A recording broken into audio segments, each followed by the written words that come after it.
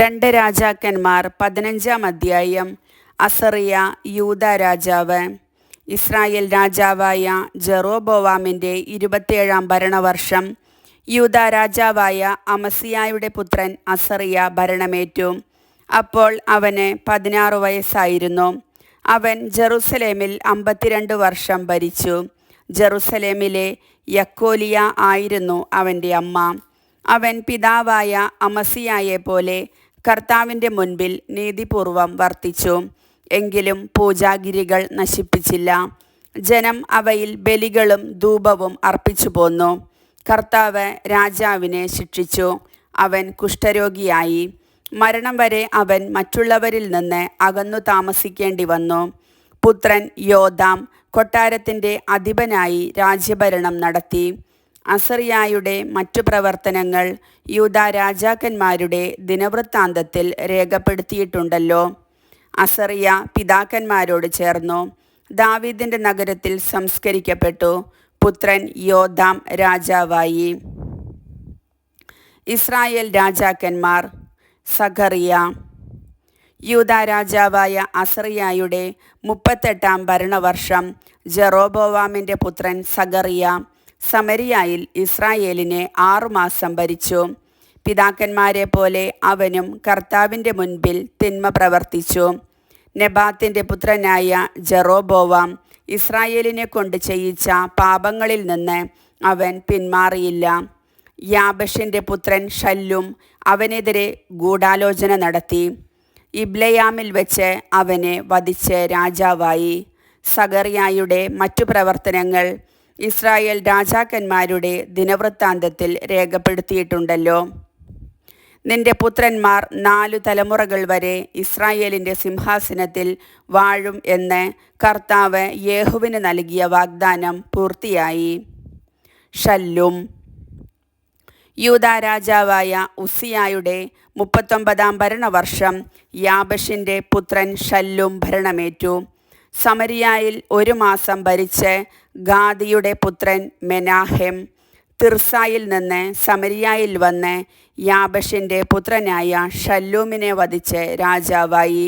ഷല്ലൂമിൻ്റെ ഗൂഢാലോചനയും മറ്റു പ്രവർത്തനങ്ങളും ഇസ്രായേൽ രാജാക്കന്മാരുടെ ദിനവൃത്താന്തത്തിൽ രേഖപ്പെടുത്തിയിട്ടുണ്ടല്ലോ. അക്കാലത്ത് തപ്പുവ നിവാസികൾ നഗരവാതിൽ തനിക്കു വേണ്ടി തുറക്കാഞ്ഞതിനാൽ മെനാഹെം നഗരത്തെയും നിവാസികളെയും തിർസ മുതലുള്ള അതിർത്തി പ്രദേശങ്ങളെയും നശിപ്പിച്ചു. അവൻ ഗർഭിണികളുടെ ഉദരം പിളർന്നു. മെനാഹെം. യൂദാ രാജാവായ അസറിയായുടെ 39-ാം ഭരണവർഷം ഗാദിയുടെ പുത്രനായ മെനാഹെം ഇസ്രായേലിൽ ഭരണമേറ്റു. അവൻ കർത്താവിൻ്റെ മുൻപിൽ തിന്മ പ്രവർത്തിച്ചു. നെബാത്തിൻ്റെ മകനായ ജെറോബോവാം ഇസ്രായേലിനെ കൊണ്ട് ചെയ്യിച്ച പാപങ്ങളിൽ നിന്ന് ഒരിക്കലും വിട്ടുമാറിയില്ല. അസീറിയ രാജാവായ പൂൽ ഇസ്രായേലിനെതിരെ വന്നു. തൻ്റെ രാജപദവിക്ക് ഇളക്കം തട്ടാതിരിക്കാൻ മെനാഹെം അവന് 1000 താലന്ത് വെള്ളി സമ്മാനിച്ചു. മെനാഹെം ഇസ്രായേലിലെ എല്ലാ ധനികരിലും നിന്ന് 50 ഷെക്കൽ വെള്ളി വീതം ശേഖരിച്ചതാണ് ഈ പണം. അസീറിയ രാജാവ് പിന്തിരിഞ്ഞു. മെനാഹെമിൻ്റെ മറ്റു പ്രവർത്തനങ്ങൾ ഇസ്രായേൽ രാജാക്കന്മാരുടെ ദിനവൃത്താന്തത്തിൽ രേഖപ്പെടുത്തിയിട്ടുണ്ടല്ലോ. മെനാഹെം പിതാക്കന്മാരോട് ചേർന്നു പുത്രൻ പെക്കാഹിയ രാജാവായി. പെക്കാഹിയ. യൂദാ രാജാവായ അസറിയായുടെ 50-ാം ഭരണവർഷം മെനാഹെമിൻ്റെ പുത്രൻ പെക്കാഹിയ ഭരണമേറ്റ് ഇസ്രായേലിനെ സമരിയായിൽ 2 വർഷം ഭരിച്ചു. കർത്താവിൻ്റെ മുൻപിൽ അവൻ തിന്മ പ്രവർത്തിച്ചു. നെബാത്തിൻ്റെ പുത്രൻ ജെറോബോവാം ഇസ്രായേലിനെ കൊണ്ട് ചെയ്യിച്ച പാപങ്ങളിൽ നിന്ന് അവൻ പിന്തിരിഞ്ഞില്ല. പടനായകനും റമാലിയായുടെ പുത്രനുമായ പെക്കാഹ് 50 ഗിലെയാദ്യരോടൊത്ത് ഗൂഢാലോചന നടത്തി.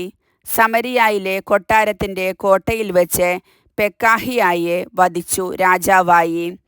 പെക്കാഹിയായുടെ മറ്റു പ്രവർത്തനങ്ങൾ ഇസ്രായേൽ രാജാക്കന്മാരുടെ ദിനവൃത്താന്തത്തിൽ രേഖപ്പെടുത്തിയിട്ടുണ്ട്. പെക്കാഹ്. യൂദാ രാജാവായ അസറിയായുടെ 52-ാം ഭരണവർഷം റമാലിയായുടെ പുത്രൻ പെക്കാഹ് രാജാവായി. അവൻ സമരിയായിൽ ഇസ്രായേലിനെ 20 വർഷം ഭരിച്ചു. അവൻ കർത്താവിൻ്റെ മുൻപിൽ തിന്മ പ്രവർത്തിച്ചു. നെബാത്തിൻ്റെ മകനായ ജെറോബോവാം ഇസ്രായേലിനെ കൊണ്ട് ചെയ്യിച്ച പാപങ്ങളിൽ നിന്ന് അവൻ പിന്തിരിഞ്ഞില്ല. ഇസ്രായേൽ രാജാവായ പെക്കാഹിൻ്റെ കാലത്ത് Ijon, Abel, Beth Maacah, Janoah, Kedesh, Hazor, Gilead, Galilee എന്നിങ്ങനെ നഫ്താലി ദേശം മുഴുവൻ അസീറിയ രാജാവായ തിഗ്ലാത്ത് പിലേസർ പിടിച്ചടക്കി. ജനത്തെ തടവുകാരാക്കി അസീറിയയിലേക്ക് കൊണ്ടുപോയി. ഉസ്സിയായുടെ മകൻ യോഥാമിൻ്റെ 20-ാം ഭരണവർഷം ഏലായുടെ പുത്രനായ ഹോസിയ റമാലിയായുടെ പുത്രൻ പെക്കാഹിനെതിരെ ഗൂഢാലോചന നടത്തി.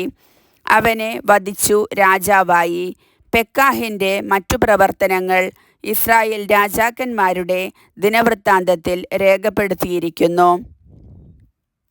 യൂദാ രാജാവ് യോഥാം. റമാലിയായുടെ പുത്രൻ പെക്കാഹിൻ്റെ 2-ാം ഭരണവർഷം യൂദാ രാജാവായ ഉസ്സിയായുടെ മകൻ യോഥാം ഭരണമേറ്റു. അപ്പോൾ അവന് 25 വയസ്സായിരുന്നു. അവൻ ജെറൂസലേമിൽ 16 വർഷം ഭരിച്ചു. സാദോക്കിൻ്റെ മകളായ യെറൂഷ ആയിരുന്നു അവൻ്റെ മാതാവ്. പിതാവായ ഉസ്സിയായെപ്പോലെ അവൻ കർത്താവിൻ്റെ മുൻപിൽ നീതിപൂർവം വർത്തിച്ചു. എങ്കിലും പൂജാഗിരികൾ നശിപ്പിച്ചില്ല. ജനം അവയിൽ ബലികളും ധൂപവും അർപ്പിച്ചു പോന്നു. അവൻ ദേവാലയത്തിൻ്റെ ഉപരികവാടം നിർമ്മിച്ചു. യോഥാമിൻ്റെ മറ്റു പ്രവർത്തനങ്ങൾ യൂദാ രാജാക്കന്മാരുടെ ദിനവൃത്താന്തത്തിൽ രേഖപ്പെടുത്തിയിട്ടുണ്ടല്ലോ. അക്കാലത്ത് കർത്താവ് സിറിയ രാജാവായ റെസീനെയും റമാലിയായുടെ പുത്രനായ പെക്കാഹിനെയും യൂദായ്ക്കെതിരെ അയച്ചു തുടങ്ങി. യോഥാം പിതാക്കന്മാരോട് ചേർന്നു. പിതാവായ ദാവീദിൻ്റെ നഗരത്തിൽ അവനെ സംസ്കരിച്ചു. പുത്രൻ ആഹാസ് രാജാവായി. കർത്താവിൻ്റെ വചനം.